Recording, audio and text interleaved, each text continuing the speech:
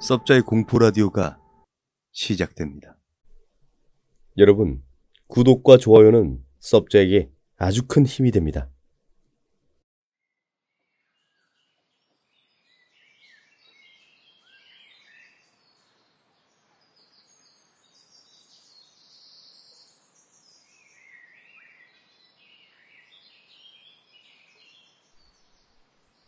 어느 여름날의 이야기다. 그날은 이전부터 가리고 마음먹었던 근처 신사를 찾았다. 나는 이상한 이야기를 듣거나 이상한 걸 보는 걸 취미로 삼고 있다.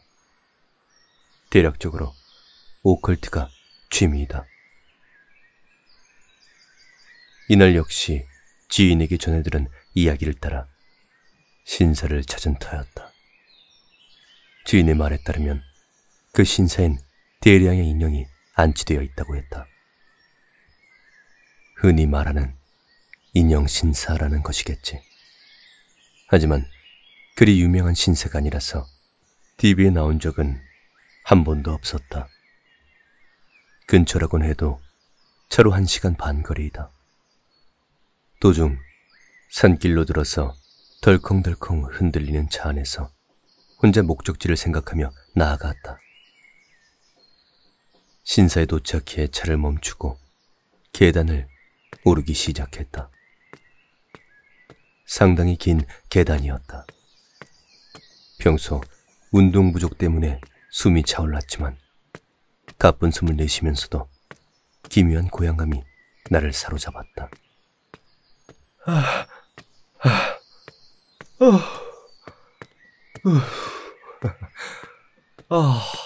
높긴 높다.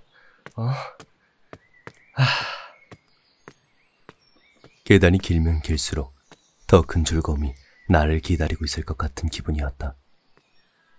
계단으로 가려진 경치가 드러나고 마침내 신사가 모습을 나타냈다. 훌륭한 기둥문을 지나 눈앞에 건물이 나타난 순간 귓가에 이상한 귀울림이 울려 퍼졌다. 이런 기분은 난생 처음이었다. 자랑은 아니지만 나는 영감 같은 건 하나도 없는 사람이다. 하지만 그 감각은 진짜로 겁에 질림과 동시에 반대로 의욕이 솟아오르게 만드는 무언가가 있었다. 무슨 의욕인진 알 수가 없지만 재빨리 경리를 둘러보았다. 훌륭한 신사다. 상당히 넓고 구조도 깔끔하다. 하지만 역시나 거기엔 흔히 보기 힘든 광경이 펼쳐 있었다. 우와, 인형, 저기도 인형. 뭐야? 뭔 인형이? 인형 신사다 이거지. 와, 마룻바닥에까지 인형 있네? 근데 좀 소름 돋네. 신사에 다 안치하지 못한 인형들은 마룻바닥에까지 깔려 있었다. 수많은 눈들이 나를 바라보는 것 같은, 째려보는 듯한 시선을 느꼈다. 그만큼 압권이었다. 너무나도 비현실적인 광경에 한동안 바라보고 싶었지만 그럴 틈은 없었다. 정면에 큰 건물, 아마 본전이겠지. 거기서 하카마를 입은 사람이 당황한 모습으로 뛰쳐나왔다. 그리곤 홀로 근처 건물을 향해 달려갔다. 무슨 일이 있는 걸까? 경건하지 못한 일이지만 내심 잘 됐다고 중얼거렸다. 그리고 인형이 안치되어 있는 남자가 뛰쳐나온 본전을 향해 달려갔다. 그러자 본전에선 또 사람이 2명이 후다닥 튀어나왔다. 그중 한 사람을 잡아 무슨 일인지 물었다. 저 실례합니다. 저 무슨 일이... 바쁘니까 나중에 부탁합니다. 남자는 그렇게만 말하고 또 후다닥 인형들을 향해 사라져갔다. 도대체 무슨 일일까? 석연치 않은 얼굴로 잠시 서 있자니 이번엔 본전에서 지금까지와는 달리 제대로 된 옷을 갖춰 입은 신주 같은 사람이 나왔다. 인형을 치료하러 왔습니까? 나는 아니요.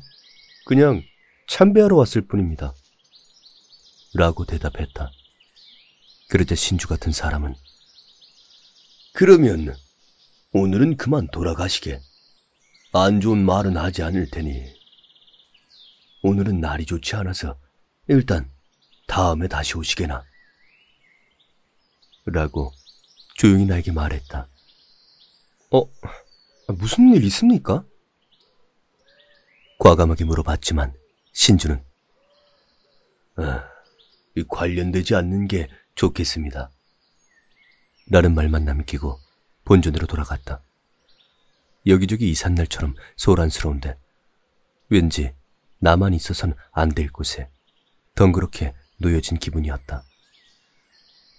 어차피 인형이 도망갈 일도 없으리라 여기선 신주가 말하는 대로 돌아갔다 나중에 다시 와야겠다 싶어 돌아설 때였다. 웅성대며 아까 3사람에 더해 2사람이 더 나왔다. 관처럼 큰 상자를 들고 있었다. 기묘한 일행은 본전 뒤로 사라졌다. 곧이어 신주도 나와 똑같이 본전 뒤로 향했다. 문득 정신을 차리니 나 역시 자연스레 본전으로 발걸음을 올리고 있었다. 경고에 대한 공포심보다 호기심이 더 컸던 탓이었다. 여기까지 오면 끝까지 가는 수밖에. 본전 옆길을 나아간다. 길은 나무가 무성해 어슴푸레하고 이끼가 끼어 있었다. 조금 나아가니 전방이 탁 트인 광장 같은 곳이 나왔다. 신주와 그 일행은 분주히 캠프파이어 장작 같은 걸 네모나게 쌓고 있었다. 한가운데에는 아까 그 관 같은 상자가 가장 튼튼해 보이는 나무 토막이 위에 놓여 있었다. 난 신주와 시선이 마주쳤다. 혼이 날까 겁이 났지만 딱히 신경도 쓰이지 않는 듯 작업에 계속 임하고 있었다. 왠지 허락을 받은 느낌이 들어 나는 나무 그늘을 벗삼아 광장으로 향했다. 이제부터 무슨 일이 일어나는 걸까? 기대와 불안에 안절부절 못하며 바라보고 있는데 시야에 사람이 비쳤다. 신주도 하카마를 입은 이도 아니었다. 보통의 할아버지였다. 내 오른쪽 20m 정도 위치에 서서 나처럼 신주와 그 일행을 바라보고 있었다. 나는 할아버지에게 다가가서 말을 걸었다. 실례합니다. 지금 혹시 무슨 일이 일어나는 건가요? 인형 굽기라네. 할아버지는 상냥하게 대답해 주었다. 지금부터 인형을 구워 공양하는 게야. 인형 굽기 말이에요? 따라오길 잘했다 싶었다. 재밌는 걸 볼 수 있는 그런 기회인 듯 했다. 하지만 왜 이런 시기에? 나는 틀림없이 이런 건 연말엔 하는 것이라 여겼다. 하지만 오늘은 그저 여름날일 뿐 특별한 날도 아니었다. 그럼 할아버지는 자주 보러 오세요? 할아버지에게 여쭈었다. 자주 있는 일도 아니란 말이야. 이게 이런 시기에 하는 것도 드물고 이렇게 큰 인형을 굽는 것도 처음이라네. 잠깐 뜸들이고 할아버지는 입을 열었다. 그리고 오늘은 아주 특별한 날이라네. 한 발 더 내딛어 보기로 했다. 특별하다니 뭐가 말이에요? 내 질문에 처음으로 할아버지의 표정이 흐려졌다. 잘못 물어봤나 싶었지만 할아버진 잠시 생각한 뒤 입을 열었다. 하하, 뭐 자네가 믿을 수 있는 이야기일진 모르겠네만. 그런 이야기라면 당연히 대환영이다. 실은 말이야, 저기 있는 저 인형 원래 본전 옆에 있는 창고에 엄중히 보관돼 있던 것이라네. 하지만 오늘 이른 아침에 사흘 만에 신주가 창고를 들여다봤는데 글쎄 그 인형이 사라졌다지 뭔가.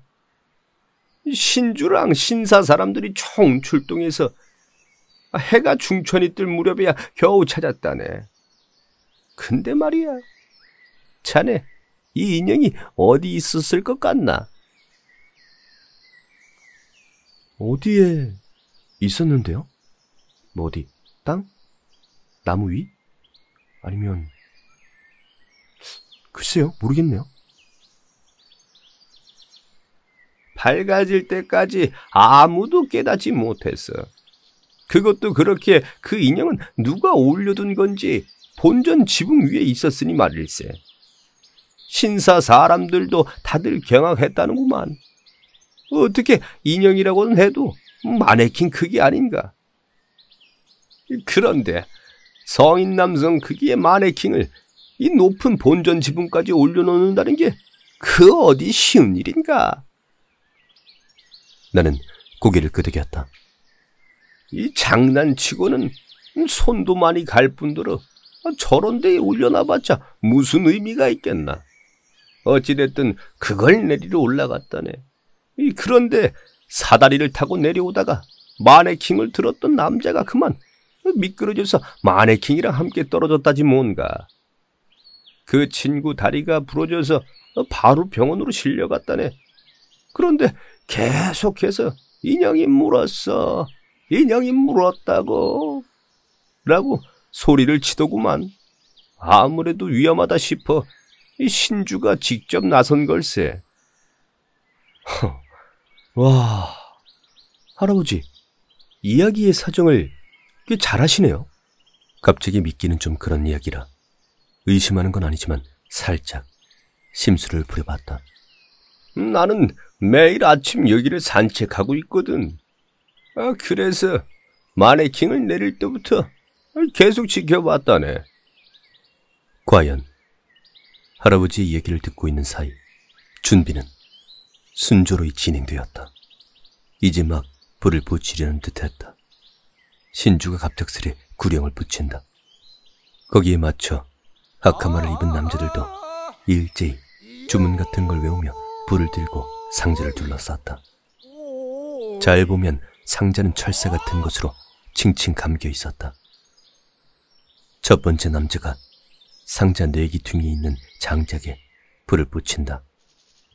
연기가 피어오르더니 곧이어 활활 타기 시작한다. 뒤를 이어 두 번째, 세 번째, 끝내는 상자를 제외한 모든 장작에 불이 붙어 격렬한 불기둥이 피어오른다. 50m는 좁게 떨어져 있는 날개까지 그 열기가 전해질 정도였다. 마지막으로 신주가 한가운데 있는 장책에 송진불을 던지듯 불을 대었다. 장작에는 나뭇잎이 끼어 있어 흰 연기가 피어오르지만 한가운데 상자 주변엔 검은 연기가 뭉게뭉게 피어오른다. 나는 무심코 코를 막았다.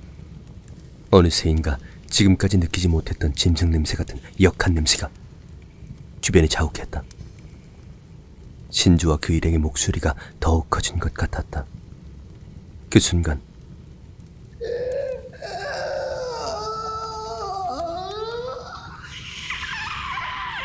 무슨 소리인지 알아들을 수 없는 비명이 광장의 정적을 찢었다. 그리고 그와 동시에 상자가 덜컹덜컹 격렬하게 흔들리기 시작했다. 한심한 이야기지만 솔직히 나는 놀라 기겁할 것 같았다. 도망칠까 싶었지만 다리가 움직이질 않았다. 완전히 오금이 저린 듯했다. 상자는 쾅쾅 안에서 소리를 내며 불길에 휩싸인다. 혹시 사람이 들어있는 건 아닌가 싶을 정도였다. 처참한 광경이었다. 불은 활활 타오르는데 상자는 덜컹덜컹 흔들리고 신주와 그 일행들은 소리를 높인다. 이윽고 비명은 말이 되었다.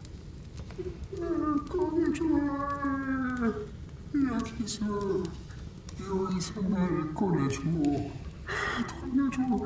돌려줘. 말하고 있다. 설마 사람인가? 아니, 그럴 리 없었다. 애시당초에 저런 상황에서 사람이 말을 할 수가 있을까? 처음엔 돌려줘 인 줄 알았지만 천천히 들어보니 그게 아니었다. 돌려와, 돌려와. 나를 아내와 아이가 있는 곳에 돌려라. 상자는 여전히 덜컹덜컹 흔들리며 안에서는 쾅쾅 소리가 났다. 너는 사람이 아니다. 너는 인형이다. 인형이야. 본연의 모습으로 돌아가거라. 그렇게 말하고는 신줄은 다시 주문을 외우기 시작했다. 아니야. 나는 사람이다. 돌려보내라. 돌려보내. 넌 사람이니까 돌려보내라고. 상자는 더욱 흔들려 불에 탄 구석 뚜껑이 내려앉았다. 아니, 거기서 무언가가 튀어나왔다고 해야 할까? 거기서 새까맣게 탄 손이 나와 미친 듯 흔들리고 있었다. 그러자 갑자기 불이 약해졌다. 나는 혹시 불이 꺼지는 게 아닐까 싶어 덜컥 겁이 났다. 신주는 뒤를 돌아보더니 놓여있던 통을 들고 왔다. 통 안엔 물 같은 액체가 있었지만 곧바로 술이라는 걸 알아차렸다. 짐승 냄새 사이로 술 냄새가 감돌고 있었으니까. 신주는 술통을 들고 불로 다가가기 시작했다. 아무리 알코올이라지만 물이 잔뜩 섞인 술이다. 타오르기까지 어려울 뿐더러 저렇게 끼얹으면 불이 꺼져버릴 텐데. 하지만 내 예상과는 다르게 술을 끼얹어 불은 놀랍도록 타올랐다.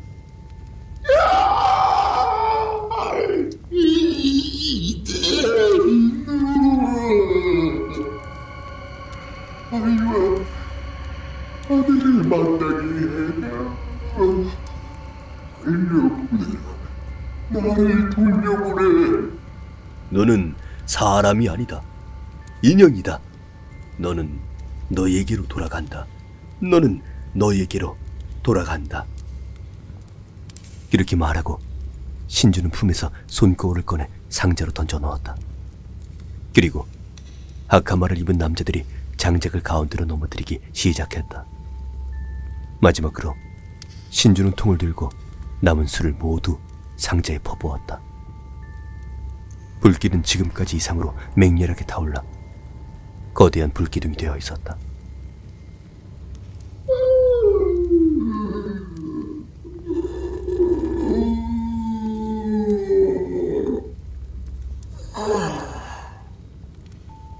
그것이 마지막이었다. 그리고는 큰 소리를 지르는 것도 상자가 흔들리는 일도 없었다. 정신을 차리니 나는 땀투성이었다. 신주와 그 일행은 불이 잦아들 때까지 계속해서 주문을 외웠다. 눈앞에서 일어난 일을 스스로도 부정하고 싶었다. 나는 확실히 어제까지의 나와는 다른 사람이 되어 있었다. 일상에서 그저 한 걸음 내딛었을 뿐인데, 그것뿐인데 세상은 그 색을 달리하고 있었다. 그 후 신주가 내게 다가왔다. 나는 딱히 몸가짐을 정돈하는 것도 없이 신주의 이야기를 들었다. 일단 불제를 드려줄 테니 따라 들어오시게. 나는 신주를 따라 본전에 들어갔다. 할아버진 신주 앞에서 걸으며 무언가 이야기를 나누고 있었다. 아무래도 구면인 듯했다. 본전에서 나와 할아버지는 간단하게 불제를 받았다. 그 후 망연자실이라고 해야 할까? 정신이 빠져있는 상태였던 나에게 신주는 자세한 사정을 이야기해 주었다. 그 인형 말일세. 오랫동안 사람으로 살아왔다네. 그 마네킹을 가져온 할머니가 말하길 자기 딸이 소중히 간직했던 것이라더군. 딸과 손자는 사고로 죽어버렸는데 그 마네킹만은 상처가 없었다는 게야. 할머니는 유품이지만 기분이 나빠 우리 신사에 맡긴 것이고, 사고를 당했을 때도 차에 싣고 있을 정도였으니 분명 상당히 소중히 다뤄왔겠지. 나는 아무 말도 하지 않고 이야기를 들었다. 자네 말이야. 이 너무 감정을 이입하면 점차 사람은 그 인형이 살아있는 존재라고 착각하고 만다네. 그 다음 들은 말은 지금도 잊을 수가 없다. 그런데 말이야, 그건 인형도 마찬가지야. 너무 소중하게 대해버리면 스스로가 사람이라고 착각해버리는 게지. 왜냐하면 그들도 살아있으니까 말이야. 잃어버린 시간을 되찾듯 매미가 울기 시작했다. 어느 여름에 있었던 일이다.